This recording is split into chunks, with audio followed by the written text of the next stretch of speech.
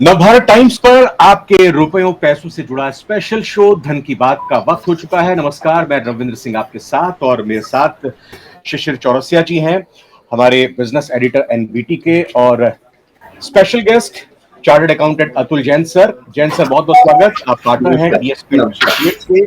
भूमिका ज्यादा लंबी नहीं करेंगे, बिल्कुल छोटी भूमिका बांधते हुए आपको बता दें कि जीएसटी काउंसिल की बैठक में क्या चीज सस्ती हुई है, कौन सी चीजें महंगी हुई है, इसकी जानकारी आप तक काफी हद तक पहुंची है। हमने अपनी पहली वीडियोस में भी जो अंदाजा लगाया था अपने एक्सपर्ट्स जैन साहब के जरिए, तो बिल्कुल वही चीजें होती हुई दिखाई दी। लेकिन इस ऐलान के बाद वो कौन कौन सी चीजें हैं, वो कौन कौन से सामान है, वो कौन कौन से सर्विसेज हैं जिन्होंने सरप्राइज दिया है, जिसमें एक कैच फैक्टर है जो बहुत ही स्पेशल, जिसकी एक्सपेक्टेशन नहीं की गई थी, वो कौन कौन सी चीजें हैं। सीधा रुख करते हैं जैन सर का। जैन सर, आपने सीमेंट का बताया था, आपने कारों का, इंश्योरेंस का, इसके अलावा आपने जो भी चीजें बताई, सर के बाल से लेकर नीचे आपके पैरों तक एक एक चीज, प्रोडक्ट और सर्विसेज लोगों के बारे में बताया कि भाई क्या क्या चीजें सस्ती होने वाली है, और वो चीज सस्ती भी होगी। लेकिन फिर भी हम समझना और जानना चाहेंगे इसमें स्पेशल कैच और सरप्राइज फैक्टर क्या है, कौन सी चीजें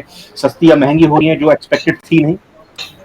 नमस्कार जी, और आपका बहुत बहुत धन्यवाद कि आपने फिर से एक बार मेरे को ये मौका दिया। और दर्शकों के लिए मैं ये कहूंगा कि ये जो हमने पिछली 2 वीडियो में अब तक बात करी थी, मेरा मानना ये है कि उससे कहीं अपेक्षा से ज्यादा बेनिफिट होता हुआ दिखाई दे रहा है। अच्छा। और इसमें जो खास बात है कि हमने जो पिछली बार बात की थी वो 28 से 18 की थी, जहाँ पे 10% का सीधा लाभ दिखाई दे रहा था, या हमने 12 से 5 की बात की थी जहाँ पे 7% का लाभ दिखाई दे रहा था। अब जब हमने इसको अध्ययन किया, इसका जो भी पूरा प्रेस रिलीज आया है, तो उसमें कई चीजें बड़ी अनएक्सपेक्टेड आई हैं जो कि आम आदमी की एक्सपेक्टेशन से कहीं, अपेक्षा से कहीं अधिक है। तो इसमें सबसे पहले जो 18% का शुद्ध लाभ दिखाई दे रहा है वो है हमारी सबसे बड़ी डिमांड, जो कहीं समय से सब कर रहे थे, और वो था आपका इंश्योरेंस सेक्टर। और इंश्योरेंस में भी आपका लाइफ और हेल्थ, तो आप तो जानते हैं कि आज के समय में सबके लिए मेडिक्लेम की पॉलिसी या लाइफ इंश्योरेंस पॉलिसी में सब ही लेते हैं, और वहाँ पे प्रीमियम जो है 18% पे उसमें हमें जीएसटी देना पड़ता था। तो हम ये अपेक्षा कर रहे थे कि इसमें बदलाव तो जरूर आएगा, लेकिन ये 18 से 5 की उम्मीद थी, जैसे भाई था कि अगर कुछ करेंगे तो 18 से 5 करेंगे। लेकिन अब जो हमारे सामने आया है तो हमने देखा कि ये बिल्कुल एग्जम्प्ट कर दिया उन्होंने। तो यानी कि आप सोच सकते हैं कि भाई जो भी प्राइवेट सेक्टर में लोग जो भी कवर्ड नहीं है, जो सरकारी सेवाओं में है, वहां तो फिर भी एक मैकेनिज्म है, लेकिन जो प्राइवेट सेक्टर में जितना भी है जनता, उनके लिए सीधे तौर पे लाइफ इंश्योरेंस पॉलिसी, की रिस्क प्रीमियम है दिया जाता था, या मेडिक्लेम है, वहां सब में सीधे तौर पे इसको एग्जम्प्ट कर दिया है। तो ये 18% की सीधी सबसे बड़ी छूट है, जो कि बिल्कुल अपेक्षित थी, पर इतनी बड़ी अपेक्षित नहीं थी। तो ये एक बहुत बड़ी अच्छी खुशी वाली सूचना है जो जनता इसको लाइक करेगी। और इसके साथ ही एक और आइटम है जो कि अगेन हमारे खाने से जुड़ी हुई है, वो है आपका बना हुआ जो आपका पराठा है या रोटी है, वो भी 18% पे थी, वो भी अब सीधा 0 पे आ गई है। तो आपके मध्यम वर्ग के परिवार है जिनके पास शायद समय नहीं है, उनको जल्दी जल्दी पहुंचना है ऑफिस, तो मैं समझता हूँ कि उस सेक्टर को ये बड़ा सीधा 18% की छूट मिल गई, क्योंकि वहाँ पे ये बना बनाया जो सामान है ये पूरा एग्जम्प्ट कर दिया है उन्होंने। तो ये सबसे बड़ी छूट है, क्योंकि 18% की सीधी छूट है यहाँ के ऊपर। अब इसके बाद एक और जो श्रेणी है जहाँ हम अपेक्षा नहीं कर रहे थे, वो थी आपकी 12 से निल। 12% का था कि भाई 5% पे लेके आएंगे, तो ये तो अपेक्षित था ही था, लेकिन काफी आइटम्स में उन्होंने 12 से उसको निल पे ले गए हैं। यहाँ पे बात आती है कि ऐसे कौन से ये वस्तुएं हैं जो 12 से निल पे लेके गए हैं। एक तो इसलिए आपने सुना भी होगा, कल हमारी जो वित्त मंत्री है उन्होंने कहा भी था कि जो 33 कैंसर के ड्रग है उनको एक श्रेणी में लाया गया है कि जहाँ पे वो 12 से 0% पे आ जाएंगे। अगर आपके कुछ 3 लाइफ सेविंग ड्रग्स हैं 12 से 0 पे आ जाएंगे। इसके अलावा एजुकेशन सेक्टर में ऐसी चीजें हैं जो बच्चे हमारे लोग जो पढ़ रहे हैं प्राइमरी सेक्शन से, सेकेंडरी से, या हम लोग भी इस्तेमाल करते हैं, ज्योमेट्रिक बॉक्सेस वगैरह हैं, इनमें भी जो मिली-जुली आइटम्स हैं ये एग्जम्प्ट कर दी गई हैं। ये 0% पे लेके आ गए हैं 12 से। तो सीधे सीधे तौर पे वहाँ पे आपको 12% का फायदा होता दिखाई देता है, जिसमें आपके पेंसिल्स और इरेजर में अभी 5% था, उसको भी उन्होंने एग्जाम कर दिया, उसको भी नील पे ले गए हैं। तो यानी कि एजुकेशन सेक्टर के अंदर काफी चीजों के ऊपर ये नील के ऊपर लेके गए हैं, जो कि अगेन हम इसको एंटिसिपेट नहीं कर रहे थे। हम शायद 5% पे तो सोच ही रहे थे, लेकिन इसमें ये 12 से 0 पे लेके गए हैं। तो ये मैं कहूंगा कि खबर है जो शायद अभी इतनी फैली नहीं है, और मैं समझता हूँ कि आपके माध्यम से ये बताना बहुत जरूरी था। ये नील पे कर दी गई है। और इसके अलावा आपका जो मैप्स हैं इसके अंदर, हाँ, जो एजुकेशन से रिलेटेड जो मैप्स हैं आपके, अलग अलग तरह के मैप्स आते हैं, जो ग्लोब आता है, वो भी बिल्कुल उन्होंने नील कर दिया है। इसके बाद एक और कैटेगरी आती है जहां 18% पे वस्तुएं थी, उनको 5 पे लेके आए हैं। तो यानी कि यहाँ पर केवल सीधा सीधे तौर पर 13% का लाभ हमें दिखाई देता है। यहाँ पर ये था कि हम मान रहे थे कि जैसे हमने पिछले वीडियो में बात की थी कि जो हेयर ऑयल है, शैम्पू है, उनकी उम्मीद थी, पर जैसे हमने कहा कि जब तक हो नहीं आता तब तक कोई अनुमान ठीक से लगाना सही बात नहीं होगी। लेकिन आश्चर्य की बात है कि वो सब चीजें तो है ही है, इसके अलावा और कई अन्य चीजें हैं जो 18 से 5 पे आ गई हैं। तो मैं वो बताना चाहूंगा क्या है, बड़े इंटरेस्टिंग है। जैसे आपका नहाने का साबुन है, मंजन करने वाला टूथपेस्ट है, टूथब्रश है, आपके सारे शैम्पू हैं, हेयर ऑयल हो गए, उसके बाद आपका खाने से संबंधित सारी चीजें जो है वो 18 से 5 पे लेके आ गए हैं करीब करीब। आपका पेस्ट्री, केक, वेफर्स, ये सब 5 पे आ गए हैं। तो बिस्किट्स हो गए, आपके बिस्किट्स हैं वो 5 पे लेके आए हैं। तो ये एक जो है मेजर परिवर्तन लेके आए हैं, जो 18 से 5 लेके आए हैं। और इसके अंदर साथ में उन्होंने कोशिश ये भी करी है कि जैसे हमारे वित्त मंत्री कह रहे थे कि जो रेट का रेशनलाइजेशन करेंगे, तो उसके चलते इन्होंने कई चीजें 18 से 5 में लेके आए हैं, जो कि बेसिकली आपका रॉ मटेरियल है, जो कि आपकी इंडस्ट्री की मैन्युफैक्चरिंग में जाता है। तो ये उसको 18 से 5 में लेके आए हैं, जिससे कि वो जो इन्वर्टेड रेट स्ट्रक्चर वाली जो एक अनोमली है उसको दूर किया जा सके। तो इसी के अंदर जितना भी काफी जो यार्न है आपका, जो शायद कपड़े की मैन्युफैक्चरिंग में लगता है या और अन्य वस्तुओं में लगता है,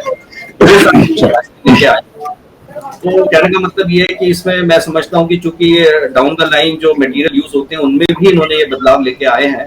तो एक ना केवल अब तक जो जिस प्राइस पे हमें मिलता था उसमें तो फर्क आएगा ही आएगा, लेकिन इसके अलावा ये जो रॉ मटेरियल के अंदर चेंज लेके आए हैं, इसका भी बहुत बड़ा फर्क। सर, ये इम्प्लीमेंटेशन कैसे होगा इसका? 22 सितंबर से ये नई दरें प्रभावी होंगी। उदाहरण के तौर पर हम चाहेंगे कि आप समझाएं कि सपोज हम किसी स्टोर पर जाते हैं और एक प्रोडक्ट हमको उस दौरान 2 MRP पर अगर दिखाई देता है, तो फिर वो किस तरह से ग्राहक उसको खरीदेगा? ये इम्प्लीमेंटेशन का प्रोसेस कैसे होगा? क्योंकि आज की तारीख में जो दरें हैं उस रेट के MRP उस पर लिखी हुई है।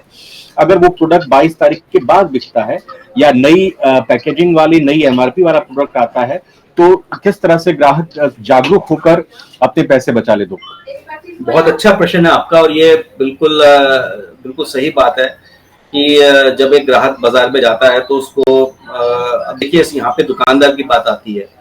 अब ग्राहक को अगर हम मॉल्स में जाते हैं या ऐसी जगह पे जाते हैं जहाँ पे ऑलरेडी डिस्प्लेड है प्रोडक्ट, तो शायद आप ये देख पाएंगे कि उसकी मैन्युफैक्चरिंग 22 या उसके बाद हुई है या पहले हुई है। तो मेरा मानना यह है कि निश्चित रूप से उसमें MRP का तो फर्क दिखाई देना चाहिए, क्योंकि MRP के फर्क से ही ये तय हो पाएगा कि ये जो बेनिफिट है ये पास ऑन हुआ कि नहीं हुआ। तो वहां पे अब ग्राहक को वहां तो एक निर्णय ये ले सकता है, क्योंकि उसको वो दिखाई दे रहा है कि ये MRP पुरानी है, ये नहीं है, तो नेचुरली जो कम वाली होगी वो उसके ऊपर चला जाएगा। अब यहाँ पे मार्केटिंग स्ट्रेटेजीज आ जाती हैं, क्योंकि देखिए कंपनी या दुकानदार इन सबसे वाकिफ है आज के डेट में, और अभी हमारे पास 17-18 दिन है।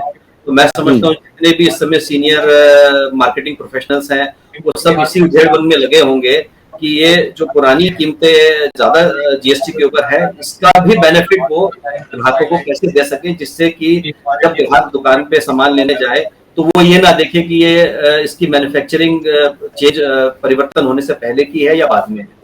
तो मेरा मानना ये है कि इसके थोड़ा ये इसके अंदर जो रिटेलर बैठा हुआ है उसका भी उनको ध्यान रखना पड़ेगा, क्योंकि मान लीजिए उसने अपने पास सामान रखा हुआ है, वो भी 22 तारीख तक वो बिका नहीं है, तो उसमें तो वो ज्यादा GST देके उसने खरीदा हुआ है, तो उसको बेचना पड़ रहा है 5% पे या 0% पर। तो कहीं ना कहीं जो कंपनी की जो मार्केटिंग स्ट्रेटेजीज है वो उसके ऊपर इसका ध्यान देंगी, जिससे कि वो जो रिटेलर बैठा हुआ है वो ग्राहक को उसी एक ही मूल्य पे वस्तुएं प्रदान करे, चाहे वो 22 तारीख से पहले बनी हो या 22 तारीख से आगे की बनी हुई हो। जितनी भी बड़ी कंपनियां है वो ये इस समय इसी उधेड़-बुन में लगी हुई हैं कि ये इसका क्या तरीका निकाला जाए। उसमें कहीं ना कहीं वो रिटेलर को शायद बेनिफिट पास ऑन करेंगी, जिससे कि उसको ये अगर कोई हानि होती है इस तरह की कि उसने ज्यादा जीएसटी पे माल खरीदा हुआ है, तो कुछ ना कुछ ऐसी स्कीम्स वो लेके जरूर आएंगी। यहाँ सर एक चीज सर, मैं ये तो हुई सर, बड़ी कंपनियां तो कोई ना कोई उपाय निकाल लेगी, उनके पास सीए हैं, कोई ना कोई आप उनको लिए समाधान सुझाएंगे। लेकिन सर गली मोहल्ले का दुकानदार, उनके पास इन्वेंट्री है, उन्होंने खरीद के रखा 18% वाला माल, 28% वाला माल, उस पे अब 0 हो गया मान लिया जाए, या 5% हो गया, तो वो तो सर होलसेलर से या डिस्ट्रीब्यूटर से 18% पे 28% पर ले आए। अब 22 तारीख के बाद उसको बेचेंगे तो लोग कहेंगे नहीं नहीं भैया इस पे तो 5% जीएसटी हो गया, सस्ता दो। अब ऐसे में जो जागरूक नहीं है उनको तो वो पुराना कीमत ले सकते हैं, नए और जागरूक ग्राहक वो तुरंत अपने मोबाइल पर देखेंगे, कहेंगे यार ये जियो मार्ट में ये दे रहा है, फ्लिपकार्ट में ये दे रहा है, अमेजन में ये दे रहा है, तुम महंगा दोगे, हम तुम्हारे यहाँ से नहीं लेंगे। तो फिर सर ऐसे छोटे दुकानदारों के लिए क्या है, कोई शमन का उपाय है सर आपके? देखिए अभी कल अगर आप ये प्रेस कॉन्फ्रेंस देख रहे होंगे तो वहां पे ये प्रश्न आया था। हाँ, ये प्रश्न आया था और इसका जो हमारे रेवेन्यू सेक्रेटरी ने जवाब दिया था, श्रीवास्तव जी ने इस पर एक रिस्पॉन्स दिया था। श्रीवास्तव जी ने यही बोला कि जो हमारा जीएसटी समय जब 2017 में आया था तो उनका ये अनुभव रहा कि ज्यादातर कंपनियों ने इसको पास ऑन किया, और उस समय एक उन्होंने योजना भी लेके आए थे कि जो खासकर की जो इन्वेंट्री हमारी 30 जून को थी, 30 जून 2017 को थी, तो उसमें उन्होंने एक योजना थी कि भाई अगर आप इसको अगले 6 महीने में बेच देते हैं, निर्धारित समय के अंदर बेच देते हैं जो 30 जून को था, तो आपको हम इतना बेनिफिट पास ऑन कर देंगे। कुछ इस टाइप की स्कीम थी जब हम प्री जीएसटी से जीएसटी पे आए। हाँ, देखिए उस समय सर आई थी। हाँ जी, उस समय आई थी सर, हमें भी याद है। हाँ, तो उस समय ये लोग लेके आए थे। अब बात आती है कि इस समय अभी तक हमें कुछ ऐसा नहीं दिखाई दे रहा कि इनकी ऐसी कोई मंशा है कि उसी तरह की चीज ये लेके आए। तो जैसा मैंने कहा कि लगता यही है कि जो अपनी इंडस्ट्री है वो इसका कोई ना कोई समाधान निकालेगी। जैसा मैंने कहा वो सब इसी उधेड़-बुन में लगे हुए हैं, शुरू हो गए, क्योंकि हम सोच रहे थे कि आज ये घोषणाएं होंगी, लेकिन कल के लिए हम भी तैयार नहीं थे। तो जैसे घोषणाएं हुई तो आप मानेंगे कि रात मेरे ख्याल से 9:30 या 10 बजे के बाद से रात 1 बजे तक यही सब चलता रहा, और हम देखते रहे कि ये क्या क्रांतिकारी परिवर्तन लेके आए हैं। तो आज सब इसी में लगे हुए हैं कि ये जो इन्वेंट्री हमारी 22 सितंबर को रहेगी उसको कैसे आगे हैंडल किया जाए। तो मेरा मानना यह है कि कहीं पे अगर सरकार इसके अंदर कुछ लेके आती है तब मैं मानता हूँ उद्योग जो है इसको लेके जरूर जाएगा, अपनी बात रखेगा कि भाई इसका इन्वेंट्री का क्या किया जाए जो 30-22 को हमारे कोई ना कोई आपस में विचार विमर्श करके, या ऑलरेडी चल रहा होगा, क्योंकि ये भी बात कल वित्त मंत्री जी ने कही कि ये कोई चेंज अचानक से नहीं लाया गया, इसके पीछे 1 साल से बात चल रही थी। इसकी जो टाइमिंग है वो बड़ी महत्वपूर्ण है, क्योंकि भाई अब हमारे त्योहार के सीजन से पहले ये चेंज लाया गया है। तो मैं समझता हूँ उसका कोई ना कोई अभी हमारे पास 2-2.5 हफ्ते का टाइम है, तो उसके ऊपर कुछ ना कुछ जरूर हमारे सामने आएगा निकल के। सर इसमें एक और चीज मैं जोड़ना चाहूंगा, छोटे दुकानदारों की बात शिशिर जी ने की, लेकिन जीएसटी कम होने को लेकर सबसे ज्यादा जो व्हीकल खरीदने के लिए इस वक्त बेताब हैं कंज्यूमर्स, उनकी क्वेरीज आ रही थी। हम अगर कार की बात करें, 2 व्हीलर्स की या 4 व्हीलर्स की बात करें, हम ट्रक्स की बात करें, 3 व्हीलर्स की बात करें या ट्रैक्टर्स वगैरह की बात करें, इनको लेकर 22 तारीख के बाद जो प्रोडक्शन हो रहा है उस पर उसी हिसाब से जीएसटी लगी। कंज्यूमर पॉइंट ऑफ व्यू से हम समझना चाह रहे हैं कि जब कंज्यूमर 22 तारीख को या उसके बाद सामान खरीदने जा रहा है, व्हीकल परचेज करने के लिए जा रहा है, तो उसको क्या सावधानी बरतनी चाहिए और किस तरह से ध्यान देना चाहिए 22 तारीख से पहले हुए प्रोडक्शन की और 22 तारीख के बाद हुए प्रोडक्शन की, वो कैसे इंश्योर करे कि फायदा हो, जो सरकार की तरफ से जीएसटी कट किया गया उसका फायदा उस तक पहुंचे। देखिए रविंद्र जी, इस विषय पे हमने पिछली बार भी बात की थी और मैंने ये कहा था कि जब भी ये परिवर्तन आएगा, 22 को आए या 23 को आए, तो जो आपकी बिलिंग है, जो इनवॉइस कटना है, देखिए वो तो घटे हुए रेट पे ही कटना है। अब पीछे से जो डीलर ने मटेरियल खरीदा है, गाड़ी ली है, हो सकता है कि हमारा मानना ये भी हो सकता है कि बिल्कुल लास्ट मोमेंट पे, पर इसमें कहीं ना कहीं ये चीज जो ग्राहक के एंड के ऊपर है, तो वो जब 22 के बाद वो गाड़ी खरीदने जाएगा, तो देखिए जीएसटी रेट कम हुआ है, कीमतों में कटौती नहीं हुई है। वो तो कंपनियों का प्रेरोगेटिव है कि वो कम करती है कि नहीं करती है, या फिर जीएसटी रेट कम हुआ है। तो जहां तक एमआरपी की बात थी, देखिए वहां तो बात आपकी बिल्कुल सही है कि भाई एमआरपी के केस में ये चीज नहीं दिखाई देती बिल्कुल सामने के में, जब तक कि हम बिल नहीं लेते।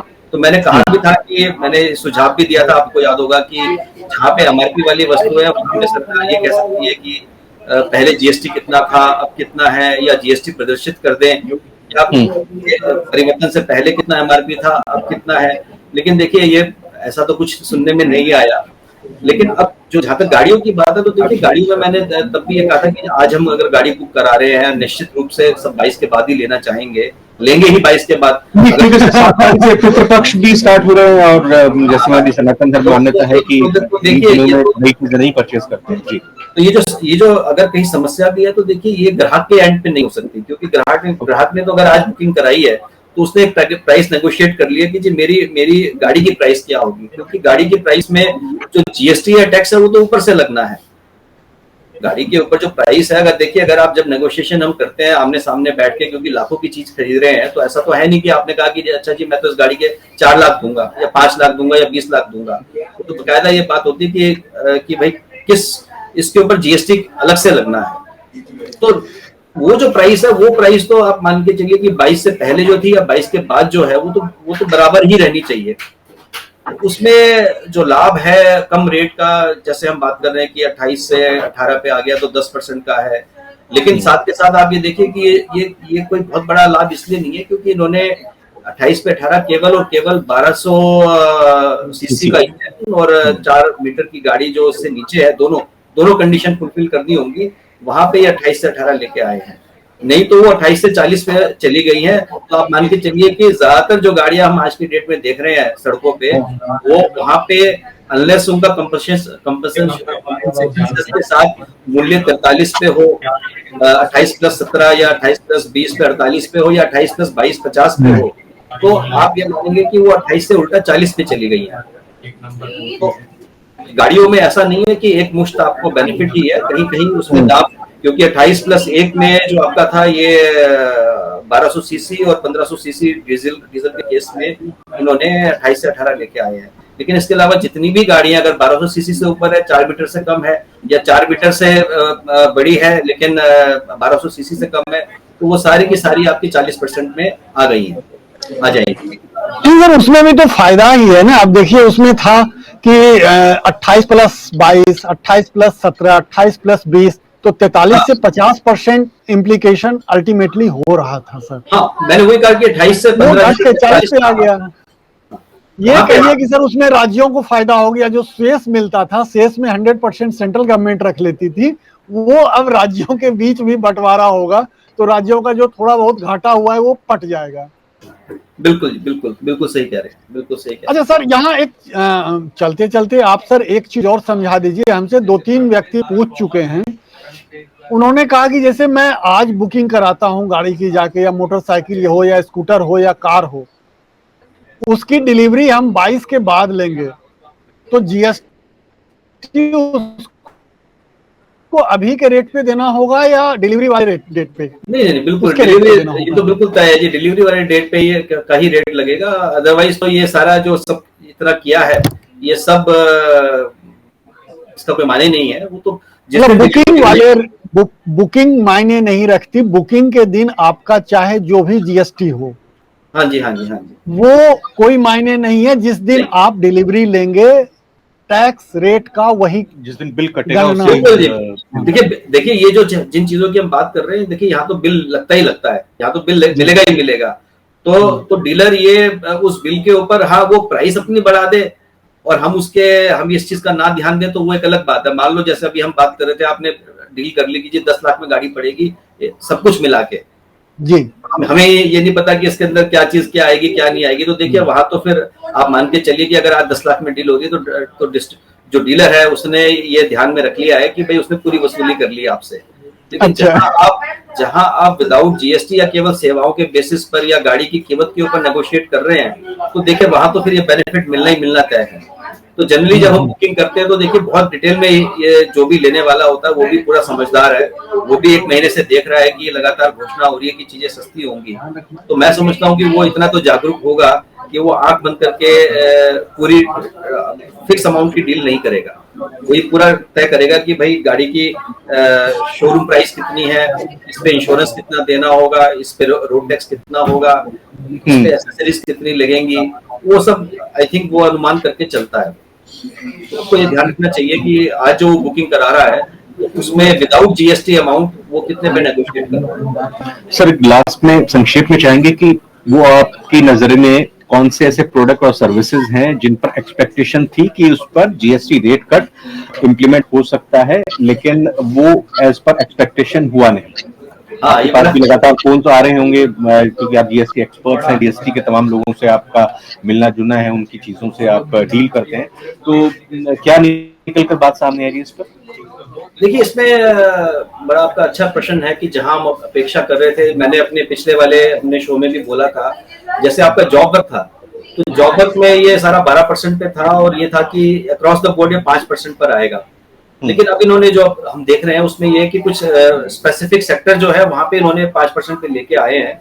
जैसे आपका छाता बनाने वाले हो गए, प्रिंटिंग का जो जॉब वर्क है, या आपका जो लेदर में जो डील कर रहे हैं उनका जो जॉब वर्क है वहां पर तो ये या जो आपकी ये ईंटें बना रहे हैं कंस्ट्रक्शन सेक्टर से अगर हम ले तो जो ईंटें बना रहे हैं वहां तो ये 5% पे ले आए। लेकिन इसके अलावा जो ज्यादातर जो जॉब वर्क है वो उठ के 18 पे चला गया 12 की बजाय। तो वहां जो कि अपेक्षित था कि चूंकि 12 तो रहा नहीं, तो या तो उसको 5 पे लाते। अब वो क्या है कि जो जॉब वर्क जो जितनी भी अदर इंडस्ट्रीज हैं वहां पे वो 12 से उठ के 18 पे चला गया है। तो वहां पे मेरा मानना ये है कि ये हम अपेक्षा नहीं कर रहे थे कि जॉब वर्क के अंदर, क्योंकि देखिए वहां पे आपके बहुत से छोटे उद्योग शामिल हैं जो जॉब वर्क का काम करते हैं। तो ये बल्कि कहें कि भाई कम ना होते हुए उल्टा बढ़ गया। जैसा भी हम 18 से 40 की बात कर रहे थे, तो यहाँ बात कर सकते हैं कि यहाँ पे ये 18 से 28 पे चला गया, सॉरी ये 12 से 18 पे चला गया। सर एक और मैं जानना चाहूंगा सर, अभी एक सवाल आया है, सोने चांदी पर क्या हुआ सर? सोने चांदी पर जो प्रीशियस मेटल हैं लोग तो खरीदते ही रहते हैं सर, शादी ब्याह हो, बेटे का जन्म हो, बेटी का जन्म हो, या सगाई हो, या किसी प्रियजन का बर्थडे हो, अपने यहाँ तो सर प्रीशियस मेटल सोना चांदी खरीदने का चलन है, उपहार में देने का चलन है। तो जानना चाहते हैं कि इसमें कुछ हुआ है क्या? नहीं सर, इसमें नहीं इसमें कोई परिवर्तन नहीं है, क्योंकि इसमें पहले से ही स्पेशल रेट है। जैसे कल आपके रेवेन्यू सेक्रेटरी बता भी रहे थे कि अब हमारे स्पेशल रेट 3 या 4 तरीके के हो गए, जिसमें 0.1 है समथिंग, और फिर आपका 40% भी स्पेशल रेट ही है। तो जितना मैंने देखा है उसमें तो कोई परिवर्तन नहीं है, वो पहले जितना ही है। प्रीशियस मेटल हो गया, गोल्ड हो गया, सिल्वर वगैरह हो गया, ये सब उसी पर ही है, उसमें कोई ऐसा प्रपोजल नहीं है। तो वो 1% है या 3% सर? वो देखना पड़ेगा, क्योंकि उसमें बहुत सारी कैटेगरी है। मैंने बताया ना, ये इतना इसमें डिटेल में जाना पड़ेगा। मैं कुछ ऐसा बोल दूं और फिर वो बाद में लोग उसके ऊपर अनुमान क्यास लगाए। परिवर्तन कोई नहीं है, सीधी तौर पे बात यह है कि इसमें परिवर्तन कोई नहीं है। जो अब तक आया है उसमें कोई परिवर्तन नहीं है, वो एज इट इज है जैसे पहले था। सर बिल्कुल, और जो 40% पर चीजें की गई हैं उसमें बिल्कुल जो ये कहें कि तंबाकू से संबंधित चीजें हैं उनको किया गया, बात उस पर करेंगे। लेकिन शिशिर जी एक चीज ये बताइए कि अब आज शेयर बाजार ने दोनों हाथों से इस न्यूज को, इस अनाउंसमेंट को लिया है। कौन कौन से सेक्टर्स पर आप देख रहे हैं आज शेयर बाजार में जो बड़ी अच्छी उछाल देखने को मिली है, और ये लॉन्ग टर्म के लिए कितने फायदेमंद हमारी इकोनॉमी के लिए हो सकती है? 7.4% पे इस बार का क्वार्टर रहा है जो हमारे आंकड़े आए हैं। नहीं देखिए, सुबह ये तेज खुला था, एक समय तो ये 600 अंक से ऊपर था, लेकिन ये बाजार बंद होते होते ये गिर के 80-79 अभी 79.80 मुनाफा वसूली कर ली।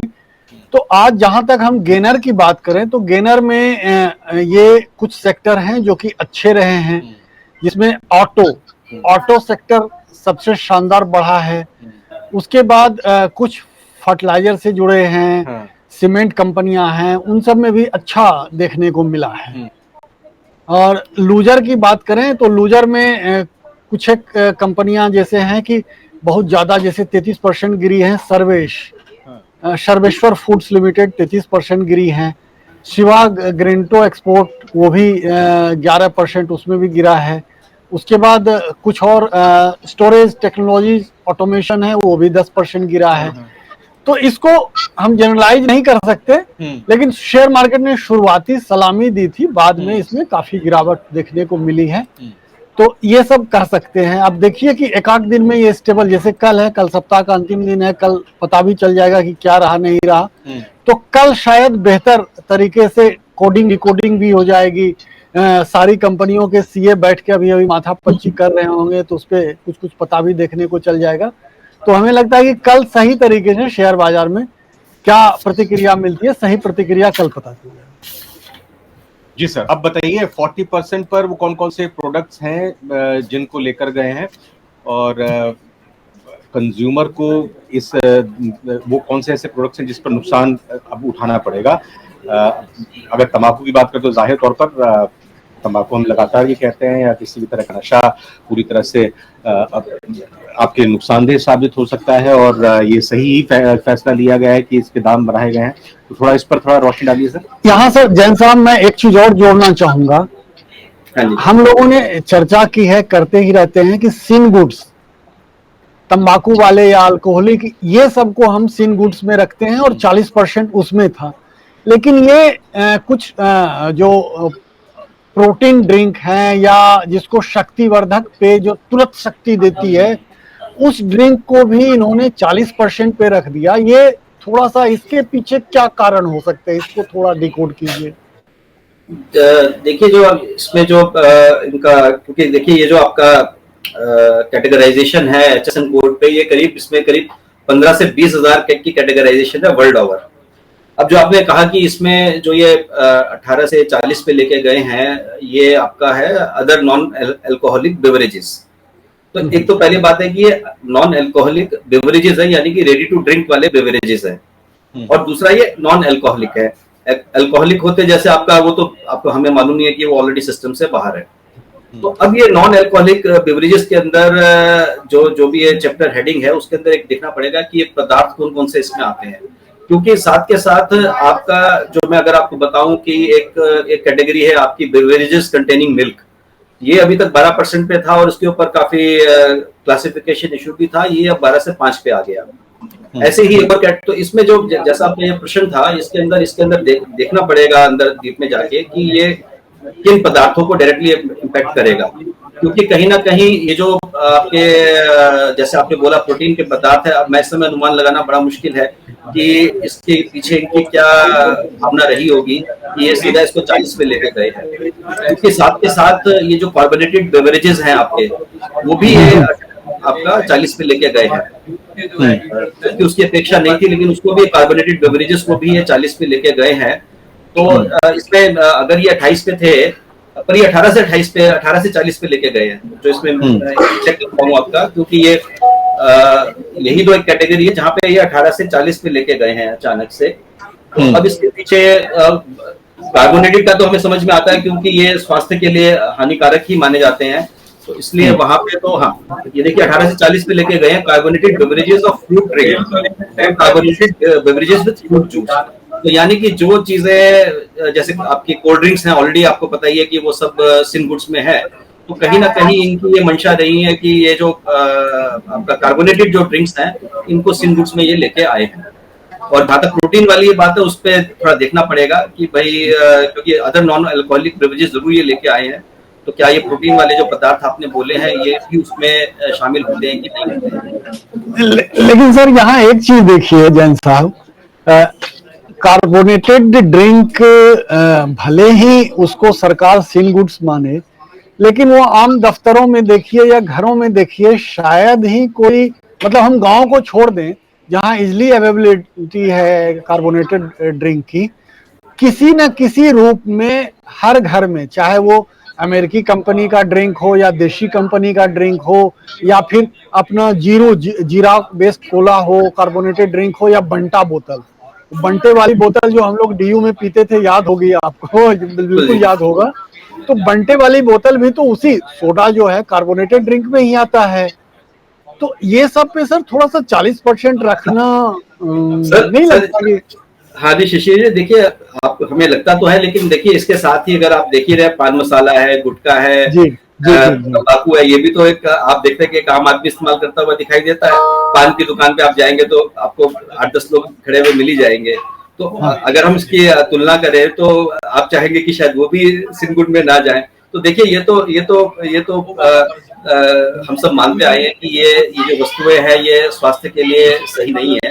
तो मेरा मानना वो ये कि उसी को आधार रखा गया है कि जो चीजें स्वास्थ्य के लिए दिखाई देता है कि भाई हानिकारक है या मानते हैं, डॉक्टर लोग भी बोलते हैं, तो शायद वही इसके पीछे रीजन रहा हो। नहीं तो फिर अच्छा, इससे जुड़ी हुई बात ये आई कि भाई तंबाकू का मैं देख रहा था, उसमें 1-2 आइटम है, जैसे कत्था है जो पान में आप मेरे ख्याल से उसको लाल रंग देने के लिए कत्था लगाया जाता है, उसमें उन्होंने उसको ये लोअर रेट पे लेके आए हैं। इस सब के अंदर जहां हम बात सिन गुड्स की कर रहे थे, वहां ये कत्था या जो तेंदू पत्ता होता है जिससे कि जो कि बीड़ी बनती है, तो ये कम 5% पे शायद लेके आए हैं, इन सब चीजों के बावजूद होते हुए भी। और जो बीड़ी है आपकी वो भी सस्ती हुई है, वो भी नीचे लेके आए हैं ये।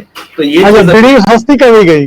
हाँ, बीड़ी सस्ती है, और जो उसके पीछे जो रैपर लगता है बीड़ी के ऊपर वो भी सस्ता, तेंदू पत्ता। हाँ, तेंदू पत्ता। तो इन सब चीजों के बीच ऐसा भी हुआ है, जैसा आपने कहा कि भाई कार्बोनेटेड गुड्स को क्यों लेके गए, लेकिन इस सब के बीच यहाँ पे भी इन्होंने रेट कम किया है। कुछ क्लोजिंग रिमार्क शिशिर जी आप देंगे? क्लोजिंग रिमार्क हम तो डिफरेंट चीजों पे चर्चा कर चुके हैं, सर कुछ बताना चाहें? हाँ, अब जैसे हाँ, इसमें एक जो आपने अच्छा कहा, जैसे ये हम बात भी कर रहे थे कि जो होटल के जो रूम है 7500 से जो प्रतिदिन का जो किराया जिनमें है, वहां पे अपेक्षा के अनुसार ये उस पे 5% तो ये ले आए हैं, 12 से 5 पे ले आए हैं, लेकिन साथ में उन्होंने कंडीशन लगा दी कि आपको आईटीसी नहीं मिलेगा। अब मेरा हाँ, तो अब इसमें प्रश्न ये उठता है कि देखिए होटलों में हम जाते हैं तो जो अच्छे होटल हैं या जो भी मध्यम तरह के होटल है, जरूरी कि वहाँ पे 7500 के कम का ही रूम हो, वहाँ पे 10 का भी हो सकता है, 8 का भी हो सकता है। तो ऐसी स्थिति में एक ही होटल में जहाँ पे 7500 से कम का भी कमरा है और ज्यादा का भी है, वहां पे 7500 से कम पे तो ये इनपुट नहीं देना चाहते। तो निश्चित रूप से जो 7500 से ऊपर है वहां पे 18% जीएसटी देना पड़ेगा, लेकिन इनपुट मिलेगा। तो ऐसी स्थिति में मेरा मानना है कि क्योंकि वो एग्जम्प्टेड भी नहीं है, तो ऐसी स्थिति में क्लासिफिकेशन की या इस टाइप की जो उलझने हैं वो हम आने वाले समय में देख सकते हैं। क्योंकि आपने या तो आप आईटीसी के साथ अलाउ करते 7500 5% पे, फिर तो बात समझ में आती है। अब चूंकि एक 7500 के नीचे आप आईटीसी नहीं देंगे और 7500 के ऊपर आप आईटीसी देंगे लेकिन 18% देंगे, तो या तो अभी जब ये नोटिफिकेशन आएंगे, जारी होंगे, हो सकता है वहां पे कुछ हमें उसके ऊपर रोशनी दिखाई दे। क्योंकि आज की तारीख में हम सब लोग आप जाते हैं भ्रमण पे, जब जाते हैं तो मामूली सी बात है कि होटल में सब ठहरते ही हैं। तो वहां पे चीज सर इसमें अप्रत्याशित रहा, हमने पहले भी चर्चा की थी। हाँ जी, business class travel in aircraft. आप किसी एविएशन कंपनी में बिजनेस क्लास में ट्रेवल करते हैं तो पहले 12% जीएसटी था, उसको सर घटा के 5% कर दिया, जबकि ये तो लग्जरी ट्रेवल है सर, इकोनॉमी में 5%। नहीं, आप देखिए अदर देन इकोनॉमी क्लास में 12% था, वो आपका 18 पे चला गया, वो 5 पे नहीं आया है, वो 5 पे नहीं आया, 18 पे चला गया। हाँ जी, वो 18 पे चला गया।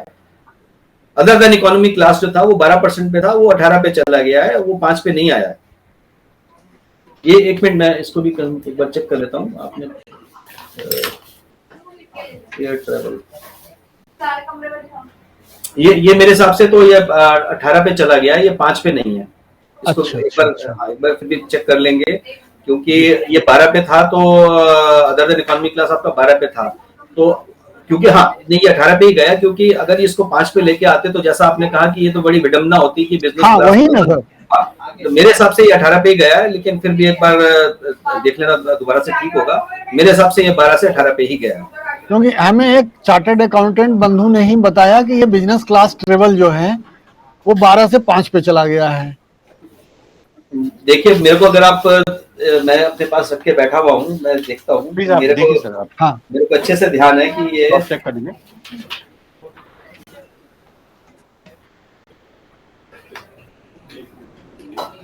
हाँ देखिए, ये supply of air transport of passengers in other than economy class पहले 12% विद आईटीसी था, अभी 18% विद आईटीसी है। अच्छा 18% पे चला गया। ये 18% पे चला गया, 5 पे हाँ नहीं। तब तो ठीक है सर, हमें हो सकता है कि हमें वहाँ हाँ नहीं, वो गलत देखिए, जानकारी मिली हो। चूंकि अक्रॉस द बोर्ड 12 से 5 पे लाए हैं, तो आप सोचोगे कि यार ये तो इन्होंने तो ऐसा कर दिया, लेकिन ऐसा नहीं है, वो 12 से 18 पे ही गया। जी जी। अतुल जैन सर, बहुत बहुत धन्यवाद करना चाहेंगे आपका, और शुक्रिया इसलिए भी कि जीएसटी में सस्ते महंगे की तो लगातार बात हो रही, लेकिन बियॉन्ड सस्ता महंगा आपने बहुत अच्छे तरीके से हमारे व्यूअर्स को यहाँ पर जानकारी दी। और शिशिर जी, आपका भी बहुत बहुत धन्यवाद और शुक्रिया इस वीडियो में अपने सवालों के साथ, अपने एनालिसिस के साथ हमारे व्यूअर्स को जानकारी देने के लिए।